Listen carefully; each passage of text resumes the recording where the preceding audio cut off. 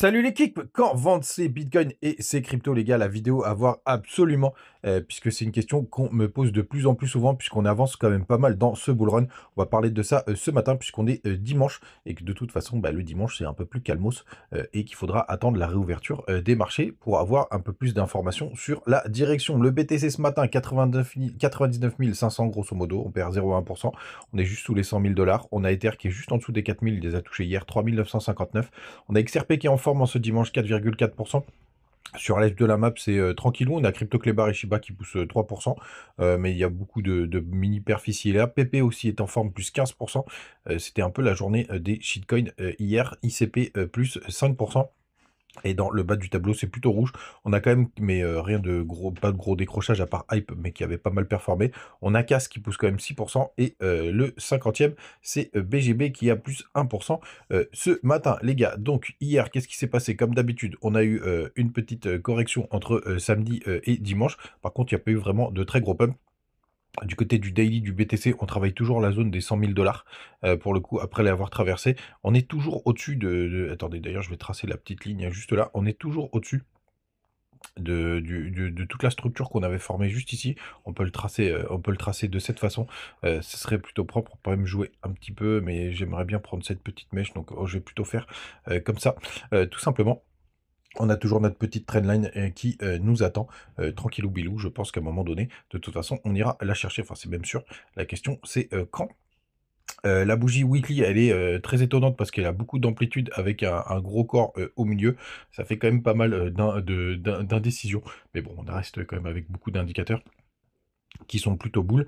Ça m'inquiète pas outre mesure. Du côté de Binance, ce petit indicateur, bah, on a toujours une majorité de longues, donc on pourra avoir une petite stagnation, voire même une petite correction, mais je ne sais pas si ça suffira, puisque de toute façon, et ça c'est plutôt la très très bonne nouvelle les gars, n'oubliez pas, on a clôturé les CME à 102 435 $, donc ils sont hyper bullish, hein. Eux, ils ont touché les 105 000, donc vous voyez, on peut considérer qu'il y a à peu près un delta de 1000 $, donc ça ferait une clôture à 101 000 400, donc ça nous ferait quand même un delta d'à peu près 1000 $, qu'on pourrait potentiellement aller chercher. Du côté des autres indicateurs, on a le crypto Grid qui est à 79, donc on est repassé dans l'extrême grid, tout simplement, donc l'extrême euphorie, très peu de liquidation ce week-end, à peine 200 millions.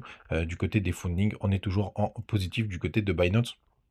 Donc ça c'est un petit peu plus gênant, même si c'est pas dramatique. Et regardez, tiens, il y a quelques BTC qui sont revenus sur les échangeurs, mais rien de dramatique, les gars. Du côté de la Bitcoin dominance, on est toujours en train de titiller à peu près nos plus bas, on va dire, nos plus bas de ces locaux, hein, parce on n'est pas encore avec quelque chose de fulgurant. Attention, attention, BTC pourrait reprendre de la puissance juste là, regardez.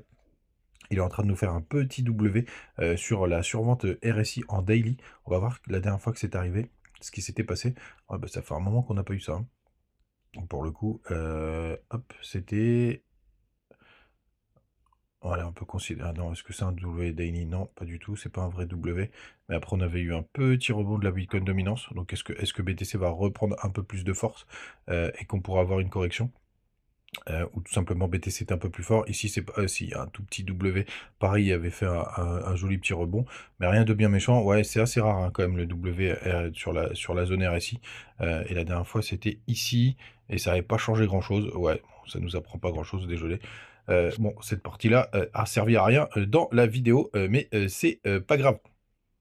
Du côté du Telegram, n'hésitez pas à nous rejoindre. Toujours des petites news, des petites infos qu'on partage entre nous. Et vous avez les liens du côté de Bitget, de BingX, de Mexe et de Bitmart. Pour le coup, avoir MXC, c'est quand même plutôt pratique, les gars, surtout pour les petites cryptos low cap, notamment quand elles sont délistées. Bah, Mexe, ils sont un peu plus tolérants. Et en plus, c'est là où il y a un peu plus de volume. Vous avez aussi le TikTok et on démarre tout de suite avec le sujet du jour. Quand est-ce qu'il faut vendre ses cryptos et ses bitcoins? Alors, sachez une chose, c'est que d'avoir le top parfait et le bottom parfait, ce n'est pas possible. Tout simplement, donc il faut mettre toutes les chances qu'on a de notre côté. Moi, j'ai timé le marché. Je sais que beaucoup disent que c'est complètement fou.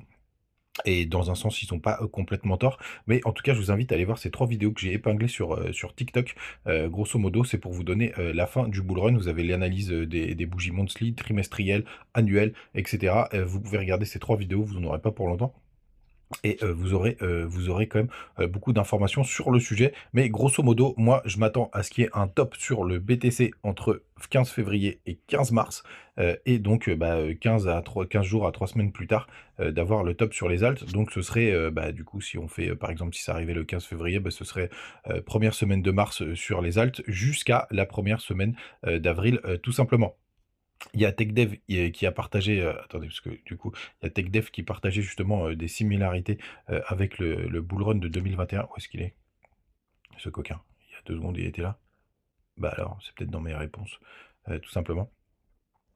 Hop, et là voilà, qui faisait une similitude justement, avec les débuts 2021, justement sur l'analogie entre les 2 bull run. Et vous le savez, en 2021, le premier top, alors le deuxième top, je vais pas rentrer dans les détails, mais pour moi c'est de la manipulation de FTX, mais aussi pour les Elliotistes, une correction en flat, on appelle ça. Mais grosso modo, le top de 2021 sur le BTC, il était le 14 avril de mémoire. Et vous aviez eu un top un mois plus tard, environ sur la plupart des alts, donc en mai. Et donc ça nous donne, quand même, ça nous donne, vous le voyez, juste ici, ça nous donnerait du coup un top, un petit mois avant, ce qui nous ferait, tout simplement un top plutôt février, du coup plutôt aux alentours du 15 mars. Et c'est plutôt mon scénario. C'est plutôt ça que je joue, tout simplement. Et vous avez aussi un autre indicateur, et celui-là, c'est mon petit indicateur magique. Alors très souvent, on vous a parlé, et moi aussi, du croisement MACD, 3 jours, tout simplement. Et en fait, le 3 jours, il est un peu relou. Donc ça, c'est la courbe que vous avez ici, MACD, là, elle est très simple, d'identification, vous l'avez partout, gratos. Elle fait beaucoup de faux signaux. Par exemple, je vais vous montrer en 2023, quand vous croisez, en 2021, pardon, si vous aviez croisé ici à la baisse, on avait un croisement à la baisse, mais c'était un faux signal et on était reparti chercher la fin du bull run.